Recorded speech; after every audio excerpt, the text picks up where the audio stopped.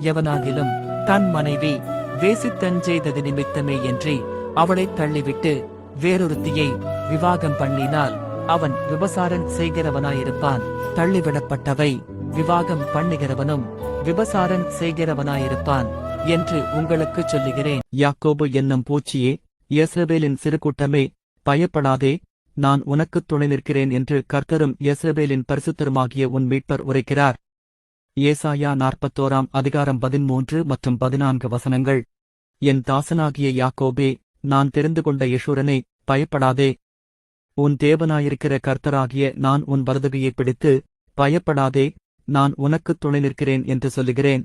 என் மகனே, என் மகளே, நான் உங்களுக்காக தரும் வாக்குத்தத்தம் இது. நான் இன்று முதல் உங்களை ஆசீர்வதிப்பேன்.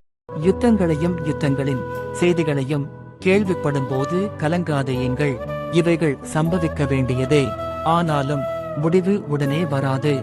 ஜனத்துக்கு விரோதமாய் ஜனமும் ராஜ்யத்துக்கு விரோதமாய் ராஜ்யமும் எழும்பும். பூமி எதிர்ச்சிகளும் பல இடங்களில் உண்டாகும். பஞ்சங்களும் கலகங்களும் உண்டாகும். இவைகள் வேதனைகளுக்கு ஆரம்பம்.